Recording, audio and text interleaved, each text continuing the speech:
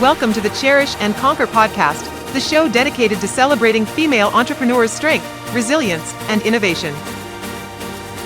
Be inspired by stories of women and what they cherish to help them conquer against all odds. Every other week, you will learn from remarkable women on how they navigate challenges, uphold their values, and create sustainable success. And now, here's your host, Jim Rembach. Hey, welcome to the Cherish and Conquer podcast. I have Juliana Marulanda. That's a tongue twister for me. I'm trying to get it right. But also, we're going to be talking about sometimes what can be a tongue twister. And when I think about being able to put ourselves into the right position for success, that changes throughout the life cycle of our organization. Going from solo entrepreneur to adding people to actually going into a growth phase where you want to scale. That's what Juliana is going to give us some insight into, and really a framework to help us to be able to do that. So Juliana, thank you and welcome. Thank you so much. I'm so happy to be here. So Juliana, before we actually start going into some of that and really getting an understanding of why you do what you do and where it came from, can you tell everyone a little bit about or the difference that you make in people's lives? Absolutely. So I have been doing business operations for the last 20 years, 20 plus years, which is fantastic. And I have been working with, digital operations, for a long time. And when I say for a long time, I was training sales teams on WebEx beta. I don't know if anyone remembers WebEx, but it was like, the grandfather of Zoom. And so technology has always been very dear to my heart, and how we manage individuals and processes of business to become more profitable has really become my mission right now, because I truly believe that no matter your circumstances, right, you can succeed as long as you really sort of take advantage of the resources that are out there, and so that's really, what Scale Time is all about. And Scale Time, my business, we really help you scale your time so that you can have high performance teams, high performance operations, and become really profitable as you're growing. Well, and as you say that, it's almost a situation of, kind of understanding and helping to solidify the place in which you are right now. So you kind of have to know where you are to know what is required and the resources and the tools that are necessary to help you go where you want to go. Absolutely, because whatever is going to get you kind of like past $1 million. I always talk about there's this like funky 1.3 million plateau, right? And people always think like, oh, people got to get stuck at $1 million. It's not $1 million. It's like 1.3. And I laugh at this because like whenever I have a sales call, they're like, I'm like, I can't push back, like 1.2, 1.3. And it's because whatever gets you to $1 million isn't going to get you to 3, isn't going to get you to 10, right? And so there's just different things that need to be put in place. And as a leader of the organization, there's different, basically resources that you need to provide your team to get to that next level. Well, I would dare to say that with a lot of the changes that we've had with artificial intelligence, that kind of has changed as well in regards to the things that your team needs in order to be able to scale. I mean, how have you seen specifically that change in regards to, what artificial intelligence is or is not enabling? I think artificial intelligence is enabling production, right? And I think so. I think artificial intelligence is fantastic, right? Like I've always been very, first adopter technology, and I love tech, right? And AI is really just, a part of technology, right? It's a new frontier of technology where technology intersects with data. And I think what's really fascinating is that the use of AI is phenomenal if you know how to use it, right? Like, I don't believe that AI is replacing, all humans or all work. It is the future work. I think we need to learn how to use and leverage AI. And one of the best examples that I give to people is sort of, and I think AI is fantastic for operationals, and I'll get into specific use cases if you want me to in just a second, but it's like the PC. I think AI is like the greatest thing that came to operations is the PC, right? And it's not like the personal computer, completely replaced everything. It just made everything so much more efficient and better and easier. But you need to learn how to use the computer, right? And it's the same thing with AI. It's, it's not necessarily going to completely, replace everything, but we need to learn how to use it. Now, as far as, I think in operations, because that's sort of my main field, we love it for anyone who's doing any sort of documentation. Documentation is like the brunt of for most people, it feels like a root canal, right? Like, SOPs and, and like now we have to do training, but I don't have time to train because I just need people to do the work, but why does their work suck? So like I think AI is fantastic to be able to do a quick video using whatever tool you've got, take the transcript, put it into your favorite AI tool, and ask it to like spit out an SOP. Now, it's not going to be perfect. And someone still has to review it. And that's the thing. I believe AI is really part of your workflow. Usually it's not your entire workflow. Right. So it's like knowing where you can insert it to make things way more efficient is huge. Like with SOPs, we've seen people, be able to spit out like 5 times more SOPs in the same amount of time than they were able to before. I had a client recently that in 2 weeks created 84 SOPs to train his like staff that he had like new team members coming on. That's huge. Right? Like where before you're like, oh no, this task is going to take me like 3 months, right? Like it's this whole endeavor. But as you start to think of like, okay, what parts of the workflow, it's really great for customer data. If we used it recently we had unstructured data, right? So basically people were filling out like sales forms. So before you get on a sales call, you fill out stuff like what's going on. And we had like thousands of forms that were filled out over the last couple of years. And I wanted to just create a pick list. I was like, you know what? Like we just need to get the top themes, the top things. So that way people just really can kind of do this quickly. Like, how do we make this more efficient? And how do we make our customers feel seen? Like we know what their problems are. Like they just need to pick it and move on. And we put it in ChatGPT and it took it 2 seconds to figure out what the top themes are. So those are the types of abilities where, again, it makes production, it makes customer insights a lot more efficient, but it doesn't necessarily replace people.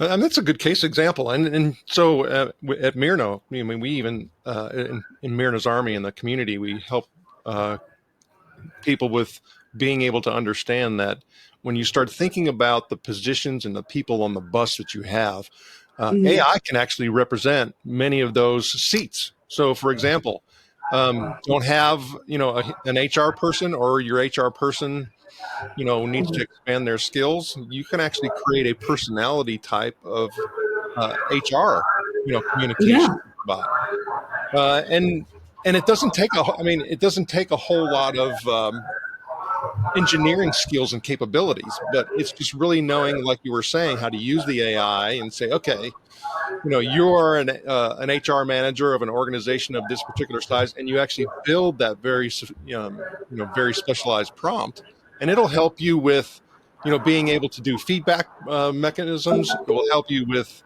being able to, put together performance plans, all of those types of things. But like you said, it's how do you do it? And so when I start thinking about this, the workflow and the framework and all that for scaling, help us understand that a little bit. Want more insights from female entrepreneurs? Get complimentary access to Marina's Army for additional tips, tools, and tactics from this episode. Just go to Mirina.ai and click Community for access. Now, let's get back to the conversation. Yeah, so our framework that, I've come up with really for scaling, and I think this is so important for businesses that are under, that are like 0 to 8 figures, right? I mean, I think at 8 figures it still works, but we got a little bit more to do there. And and I think this is great. Like, if you're thinking, okay, I'm breaking the million, or I'm breaking kind of like that 8-figure mark, right? So kind of if you're there, our scale framework is SCALE for scaling. The S is seeing what's happening. The C is creating a baseline. The A is amplifying how we do things.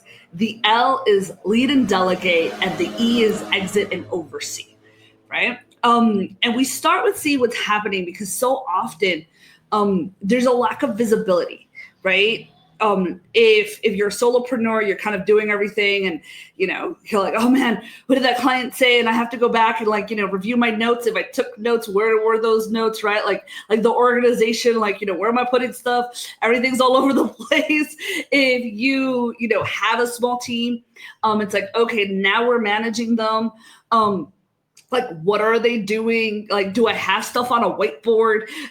Can they see it? Can I see what they're doing? Am I asking, hey, where's your work? Right. So really seeing what's happening, I think that visibility is so important. And, if you're running a team of like 45 people and you're, and like all of a sudden, like now you have managers and you've got people who are doing production and maybe you've got account managers, right? And you're like, and you're too far away from it, and things start to go down or things are growing really quickly, right? It's because you got both sides of the coin, right? Usually we don't really care if things are just kind of sailing. Oh, okay, things are sailing, that's okay. Right? Like you're like, woo. But if there's a downturn or an upturn, you're like, I need to see what's happening because we either want to like multiply the good, or pour like more gas on the fire. Or, there's a bunch of smoke and we're putting out fires. And now we're like, okay, we need to figure out what's going and what's wrong. But you might be too far removed. So in any of these stages, we need to see what's happening. And I think that's huge. And then creating a baseline, because we need to know how we're doing and also how are we stacking up with our competitors, right? Like who is... where are we stacking up against the industry? And so that we know like how to move the needle. And I think creating a baseline is very important for that. Then amplifying how we're doing things. And like I said, right, like when we amplify as we're trying to get to 1 million versus when we're trying to get to like 3 million or 8 million, it's going to look a little bit different. One, your resources have changed. Right. So you're not going to invest in the same things that you would invest in when you're trying to get to 8 million that you would when you're trying to get 1 million, because it doesn't make any sense. Right. Like I'm a huge believer that cash is queen. And so we need to make sure that we're honoring our cash, and we're not making decisions that, sound sustainable, but are going to trap us. So that's really important. And again, right, like amplifying how we do it is like, are we inviting new tools? Are we inviting things that are making us more profitable? Are we using AI in certain parts of our workflow? I think that's important, right? Like, are our people performing? That's a huge one. Like I have so many clients, that are just so nice, and that niceness like kills our profitability sometimes. Because you have people who are underperforming and it's not even, I'm gonna age myself, like Office Space, like just get rid of them. Right. But it's the idea of like, okay, do we have any corrective action? Are we giving consistent feedback? Like what is that, like what does the feedback cycle look like? So that we make sure that people are doing their jobs and they're doing it well, so that as the owner, you're not playing cleanup all the time. So I think that's really important. Then we're going into leading and delegating. And leading and delegating, sometimes I think it's delegating before leading. I really do, because when you first start taking stuff off your plate, it's usually production. And at the beginning, it's not like you can afford, or maybe you can. If you can, that's awesome, right? Like people who are just like know how to do their job perfectly, right? Like at the beginning, it's like, okay, I need to get stuff to like an assistant or VA, or I need to get stuff, to kind of like take these certain things off my plate. And so we need to delegate, not abdicate, which means that we need to make sure that we're training. And even if people know exactly what they're doing, they may not know exactly how you like things done. So making sure that you're training them on your ways of doing and your processes and your special secret sauce is really important. So I think that delegate piece is really is one that often gets overlooked in terms of like high performance delegation. There's a lot of things like just take these things off your plate. Great, but then the quality goes down and you're like, people suck. I can't find good people, right? Like we have to train them. So, taking the time to do that is really important. Then as your organization gets bigger, making sure that you're leading and that your managers are leading is really important, because we want them to be able to make value and data-based decisions in the organization that are going to move the needle towards whatever vision you have. And the last piece is exit and oversee. And I like to add the oversee because, again, that visibility piece is so important. Like I'd love to just kind of set it and forget it. But that usually doesn't happen. We need like dashboards and systems, and scorecards for performance and visibility, right? And exiting can look like, okay, I want to exit nights and weekends so I can spend time with my family and my kids. It can look like I want to be able to exit for 2 weeks off the grid. Like I want to be able to take a vacation and not take my laptop with me, and be present and not feel guilty. I think that there's this feeling, I'm going to say something, especially for women, and I've seen this mostly in women, men too, but I think women are more expressive about sort of the guilt that they feel when they're either at work and not with their kids or their family, or when they're at, with their family and then, they're not taking care of their team and their business. And so it's like eradicating that guilt, and if we want to get deeper, that shame, and just be able to be present is huge. So like exiting for 2 weeks and just being present, I think is really big. Hell, exiting for 4 days and being really present is really big, but I like that sort of 2 week milestone, because it solidifies that your business can run without you for at least 2 weeks. And I think that's a big one. And then if your business can run without you for a month, that's huge. And if you're ever thinking about selling your business, right? Like that's one of the things that brokers will look for is, can you be out for a month? Right? Can the business run without you for a month? And then can the business grow without you for a month? That's even bigger, right? Because that means that you've got your sales and marketing machine set, and those engines are set to go. And then there's valuation, right? Like, do you want to exit the business to either if you're in a place of retirement, maybe like, okay, you want cash, you want this as a cash asset, or you want to start something else, either a new business, a nonprofit, another project. You want your business to give you cash because you've put your sweat, blood, and tears into it, and now you want, to get some ROI off of that, or if you want to sell, right? And so what does that valuation look like? And when you're scaling, if you're going through all of these steps, you're setting yourself up for success in that last piece, no matter how you want to exit. You hit so many. I mean, as you were talking, I just started seeing almost life cycle types of journeys and events in regards to, solo to exit and it being a multi-million-dollar scenario. And I think you hit so many things in regards to, guilt, shame, being able to, even like you were mentioning, put in the extra work to prepare others to be able to take on the responsibilities from like an SOP perspective. And there's just a lot to unpack there. And maybe it would be helpful if we can kind of get an understanding of, what inspired you to start your own business and how does it align with Cherish and Conquer? Yeah, I've been, I started off on Wall Street, right? And I was looking at financial modeling 16 hours a day. Wasn't my favorite thing in the world.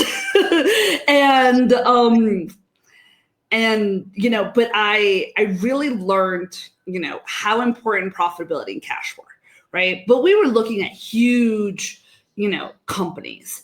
And so, but what was interesting, I also got to see companies. I was in the solar and auto industry, right? So one industry was going up, one industry was going down. And it was fascinating because it's like, oh, okay, this is what it looks like when an industry, is starting to grow. What are the growth factors? And this is what it looks like when, something's declining. And what are those factors? And, this was even like before Tesla. And I think Toyota had just come up with a hybrid truck. And it was like, people were raging. They're like, oh my God, this is anti-American hybrid, blah, blah, blah. Like it was insane. It was a great learning experience. But I was like, I don't want to do this. So I left and I ended up working for this huge conglomerate, doing sports and entertainment venues as like a traveling operations manager, if you can even think about that. Because they would like pick me up and put me in a different event every 4 to 6 weeks. And the events were like Super Bowl, USTA tennis, golf, right? So we're talking big events because, I always have a lot of energy and I'm like, okay, I went from one chaotic place to the other. And so it was fascinating because at the time, I was like 23-year-old and I didn't know what I was doing. I basically hacked my way into this job and right, like and so like the gig was, you had to like basically interview about 100 people a day, right? And they're like, all right, Juliana, you're going to get your team of like 50 to 70 people. And I had never managed before, right? Like, I mean, I did not know what I was doing. Right? Like that's the honest truth. Like I was 23. I was in a total management role. I had no idea what I was doing. I was like, I will figure this out. And they're like, okay, you're going to get your team of 50 to 70. And then you're going to train them across resources that were like, arena long, right? So we're talking about like mile long resources, right? Or depending where you are in the world, like 3 kilometers, right? Like you're dealing with that. And it's like these disparate resources with this brand new team, right? And I get there and I've always looked very young. So I look like I was 13 managing people who were like 2-3 times my age. So I get there and they're like, okay, who's the manager? And I'm like, me. And now go. And the goal is like, you had to hit targets of about $1 million a week, depending on where you were at. And we're doing this for about 9 months, rinse, wash, repeat. And I was like, okay, what do I know? And I was like, I know systems, and I know numbers, right? And I was like, okay, here's like these two things, right? Like I'm going to lean on my strengths. And so really, like, I use systems and numbers to basically like fill in all of my management gaps, right? And I was able to do that pretty effectively, because, you know, I kept getting promoted to like more cooler events, right? And so like and to do that, I was like, okay, how can I use systems and numbers to make this work for me? And so I was like, okay, I need to basically hire better, train faster, so I can manage less. Because that was my goal, manage less, because I didn't know how to manage, right? So I was like, you know, hire better, train faster, manage less. And that really worked. And nowadays, like, most of the clients that come to me, they're owners, and they're like, Juliana, I don't want to manage, right? Because they're either really great salespeople and they know how to sell, or they're really good craftsmen and they know, or craftswomen, craftspeople, right? Like, and they know how to like do their job, right? Or their output, their deliverables, like their product, their service really, really well. And they excel at it, right? But the management piece, you know, I maybe like 2% of the people who I get are like, yeah, I really want to, you know, sit down and have difficult conversations with people all day and make sure that they're doing their jobs at the most excellent place, and that, you know, we have the best, you know, culture in the world. Now, they have desires of having a great culture. They have desires of having a great team, but doing it, right, and managing the humans, not so much, right? And so that's really where, you know, along the journey, when I got to a place where I was like, okay, I want to start my own business. And I was like, well, what can I do? Right. Cause you're like, it's like, I want to start my own business. Sometimes you're like, I want to do this. Oh, I should start my own business. But really I was like, I want to not work for anyone anymore. Right. Like, I kind of proclaimed corporate dropout. So like, what do I do? And I'm like, okay, well, operations is the thing that I really know. From all sorts of things. Like, I once worked with an organic toy company. So, you know, with warehousing and sales, like distribution. So I'm like, I know operations, right? Like, I know how to make things more efficient, faster and better. So let me do this for small businesses. But at the time, it was like, do small businesses need operations? Because there wasn't a lot of operations consultants out there. It was sort of like management consultants who had graduated, you know, from, you know, McKinsey or BA, and like they just wanted to go out on their own. But like, no one really wanted to work with small businesses. And I was like, well, you know, really what I do is process management, operations. And it's like, like that was really cringy. Like, no one really wanted to hear that at the time. I think now people like are going for that, and they're like, oh yeah, we have to operate better. But, you know, that wasn't the case. So I was like, okay, how to make this sexy? Like, people want to scale, right? And they want to scale their time. So scale time. And that was the business.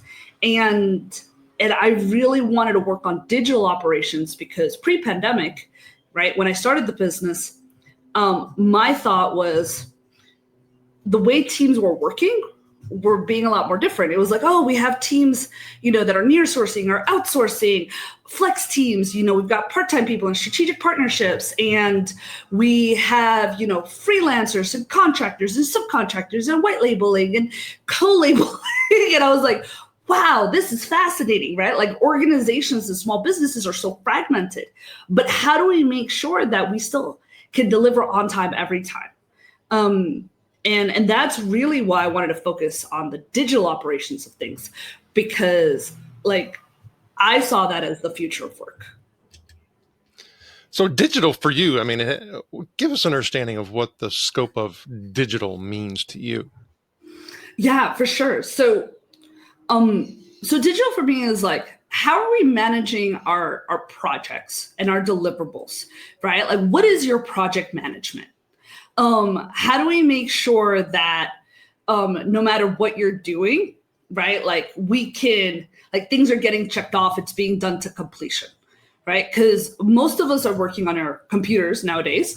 I would say there's still a percentage that is not, but most of us, our work, right? Our work product is digital, right? It's documents and spreadsheets and, artwork, right? So it starts in a digital format, even if it ends up in a, physical format. So how do we manage that, and how do we manage that across teams?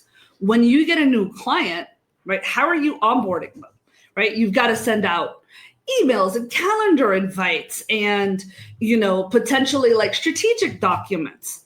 Like what's the flow of that? How do you know that you have all of the information, or that your team has all of the information to make sure that whatever your deliverables are, right? Whether that's a service, or whether that's a product, so that like they're getting what they need, right? And I worked with, mostly B2B services companies. So we're usually working with deliverables that are digital, right? It's like, okay, you're getting a report, you're getting a website, you're getting a, an ad campaign, you're getting, right? So all of these pieces, right? And if you're working with different teams, especially after the pandemic, and with a lot of teams in small businesses being remote, right? You're not walking over to someone's desk and being like, hey, by the way, what's that thing going, right? So how do we make Slack effective and not like a total nuisance that we want to just like kill, right? Like, how do we make sure that if you're an owner or if you're a manager of an organization, that you're able to review work effectively, and that people are being trained, as opposed to just getting ringed, dinged, and pinged all day long, right? People repeating the same thing over and over again, asking you the same questions. So like that's all of like the digital operations that are happening to make sure that like things are, being delivered on time, up to the quality and standards that you really want.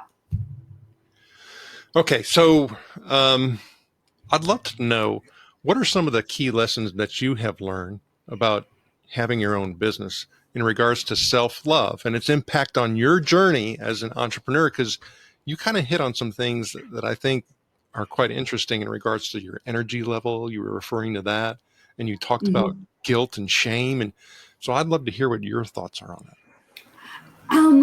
I think one of the biggest, I would say there's two lessons, right? And this is one that I have to remind myself sometimes when there's a down month. You are not your revenue. Like, and it's, and I have like, we have QuickBooks, and like, obviously, given my background, like we're very metrics focused and we're very financially focused, right? And it's like, here's the pipeline, here's this and here's that. But, and I've got like a whiteboard with like my monthly revenue, so that like I have it like very, front and center. And when a down month comes, it's like my husband can almost feel it. He's just like, it's like, how are sales? How's everything? And like, cause I get cranky. I get super cranky, and I'm like, and I have to remember, like, I am not my revenue, right? And my very quirky sort of reframe that I put in my head is like, and it has to be this quirky just to kind of have that pattern interrupt, is, in a zombie apocalypse, no one will care what your business or your revenue is, right? Like, I kind of go back to like, in a zombie apocalypse, like, who am I, right? Like, I'm like, I have to stay healthy. I have to, be resourceful. Like, like, what are my strengths in a zombie apocalypse, so that like I can kind of self-identify and come back to center of like who I am, because I am not my revenue. So I think that's a really big one, because, it goes into, right, like making sure that we don't go into scarcity, and we're not making business decisions out of scarcity, and it's not affecting our family, and that our mood isn't changing, that it's not, affecting our team. So I think that's a really big one, because as an entrepreneur, and, and this is with clients all the time, like, and I tell them too, right? Like there's up cycles and down cycles, there's great months and bad months and worse months. There's macro factors and micro factors. And so, as we have to stay centered. And I think that's really important. Oh, I think you've actually created a new framework, which is the zombie apocalypse mindset reset. I know. Yeah, it's like zombie. It's like, who are you? It is zombie apocalypse. Like, who are you? It's like, I will not get eaten. So I think that was really important. And I think the other one is that, like, fear is irrelevant. And the reason why I say fear is irrelevant is because we are going to have fear, right? And fear will come up in the dumbest ways. Like, it really will come up. It is, and our nervous system will get so impacted, right? Like our nervous system, our cortisol levels, like everything will get so impacted, pressing the send button, right? It's like your nervous system will be basically the equivalent of being next to, like watching a tiger as you're trying to press send. And I think that, like, knowing that most of us, right, like the risk is not that high.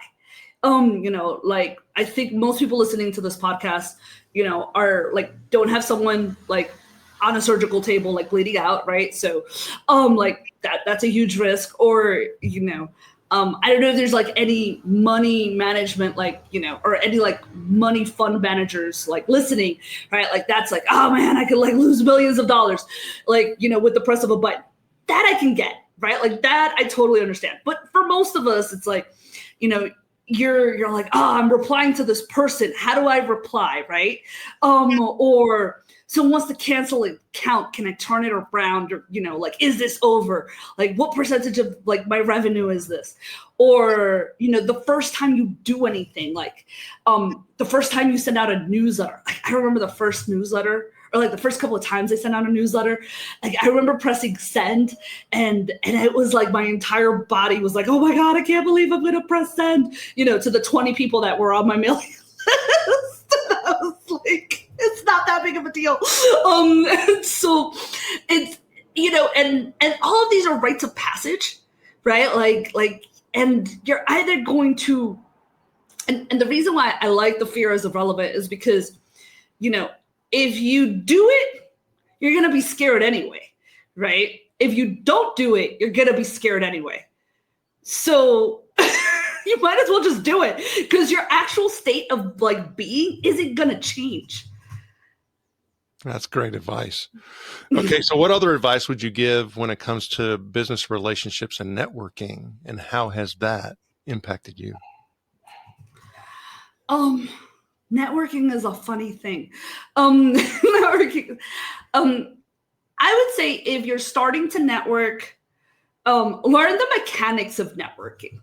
And what I mean by that is, in networking, there's actual mechanics, right? And it doesn't matter if you're extroverted or introverted or your personality type or blah, blah, blah, right? It's like, okay. And as a woman too, I think this is, we could go into like socialization and and all this other stuff, right? But I think that it's important to just get the mechanics down, right? So like, okay, if I'm in-person networking, like, like, what do I, what kind of room am I going into? Like, who's going to be there? What kind of relationships do I want from this event? Am I looking for partners? Am I looking for resources? Resources meaning like, if you need to hire like a graphic designer, right? Like, is that going to be on the top of your mind? Am I looking for clients, right? So like, like that type of stuff. Like, what is my pitch? Right? And have different forms of your pitch, meaning like a conversational pitch where you're kind of like sliding your pitch in there, or if you're like at a round table and people ask you for your pitch, right? Like, what is a compelling pitch where you can drop in some like true, like kind of case study knowledge in under a minute, right? Like, get the mechanics down. How do you How do you enter into a group of people? Like this one always is like hard, right? It's like you see like 4 people like conversing and everyone looks cool. And then you're like, oh, they're already in conversation. Like, how do I interrupt a cycle, right? And make it feel like natural, right? It's networking. No one cares. Everyone expects you to interrupt. So just do it, right? Again, fear is irrelevant. You're either going to stand there by yourself or you're going to do it and you're going to mess up and you're going to get over it or you're going to do great. Doesn't matter. It's going to be fine. And then how do you exit a cycle, right? Like, how do you excuse yourself to go to the bathroom, to go get a drink, right? Like once a conversation has gone too long, or it gets weird, because as a woman, things usually get a little weirder than it does for men, right? Like even in network events, it's just like, I could tell stories for days, right? So just how do you know how to exit a conversation gracefully? Right. So the mechanics, I think, when you're starting to network are really important. The follow-up of networking is extremely important no matter how skilled you are, because you're coming home with, either business cards, whether they're physical or digital, right? Or if you're in a digital event, right, you're coming, you're taking notes of like, okay, who do I want to speak to, right? And again, I like doing these 3 things.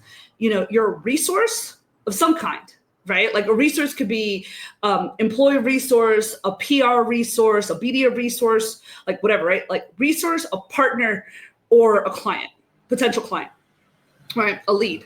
So like mark those down, because I think that will help you like then go ahead and prioritize depending on what your needs are afterwards. And the follow-up is so important. 80% of networking is all follow-up. You've made a great impression, but now, like, what are you going to do with that? So I think that's really important.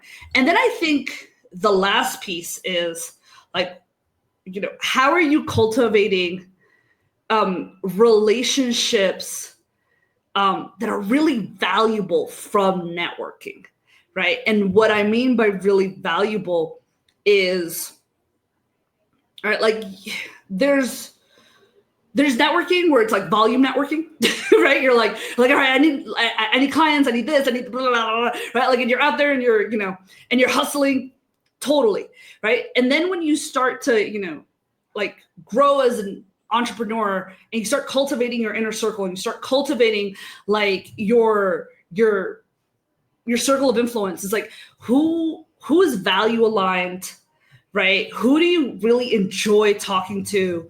Like, what are those entrepreneurs that you want to cultivate actual relationships with?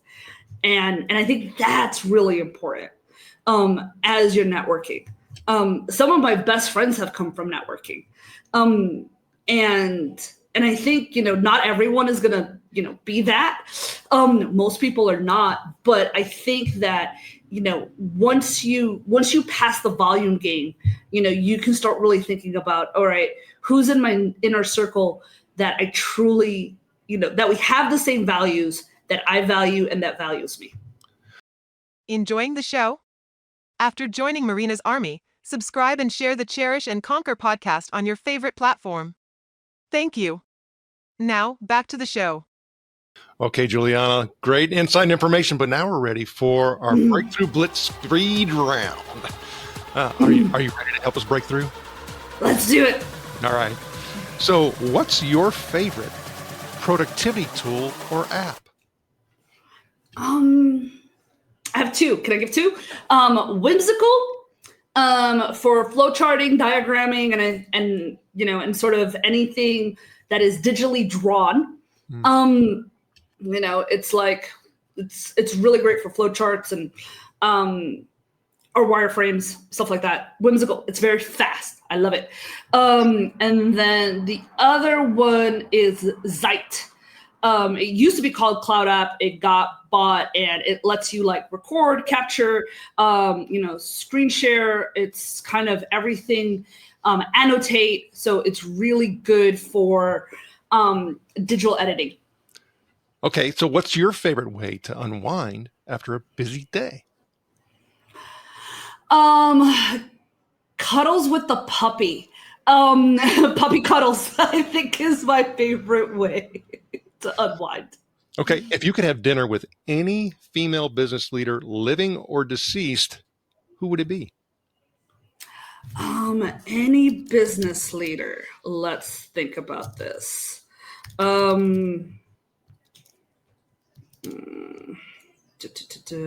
Sarah Blakely, hands down. Awesome. What's your favorite quote or mantra that keeps you motivated? I would say fear is irrelevant. That one keeps it there for me every day. Alrighty. So what piece of advice would you give to an aspiring female entrepreneur? Start. Just start. I would say progress over perfection, and just go for it. Okay, so this is my last Breakthrough Blitz question. What's the biggest misconception people have about being a female entrepreneur, and how do you address it in your own experience? The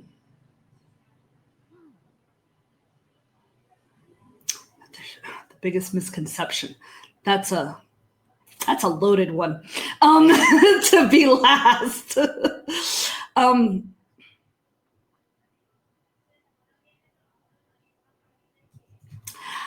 I would say that your voice as a female entrepreneur is something that people have already heard, or that should sound like something, right? I think as a female entrepreneur, your voice is your own, and you get to create what you want with that voice. Right. So, and that voice will shine in your writing, it will shine in your marketing, it will shine. Right. So if you're not the female entrepreneur that likes pink and maroon, don't do it.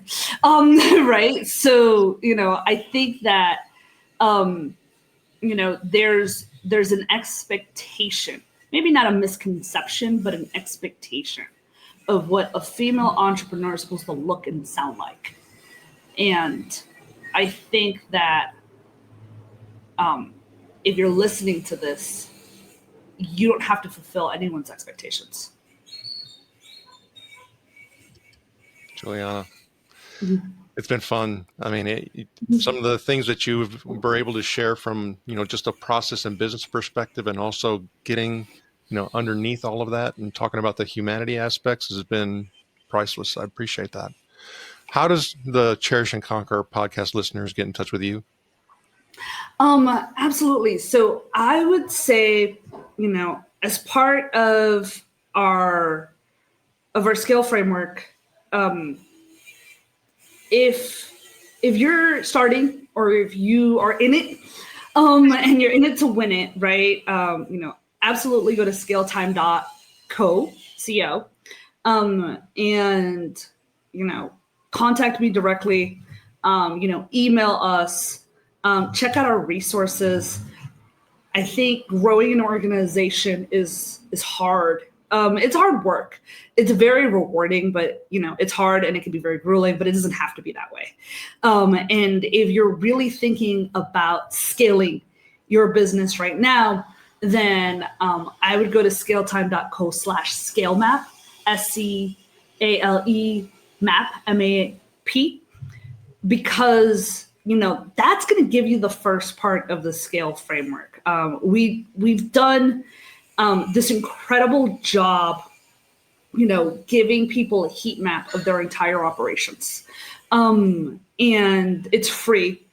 We made it completely free during the pandemic because we wanted to give value, like huge value to individuals. And you will get an entire visibility of what is working, and what is not, and what is sucking up your profitability, in one visual. And it's really awesome. So I would go ahead and do the scale map. If you do that, it signs you up for a newsletter as well, which basically gives you 3 months of small, actionable content to make you more profitable and have your business run without you. Juliana, thank you for sharing your knowledge and wisdom, and we wish you the very best. Thank you so much for having me here. Thanks for tuning into the Cherish and Conquer podcast from Marina. Join our community of trailblazing women at community.mirina.ai and get access to exclusive resources, checklists, and guides. If you found value in today's episode, please rate, review, subscribe, and share it across your social platforms. See you soon, and remember, barriers are for breaking.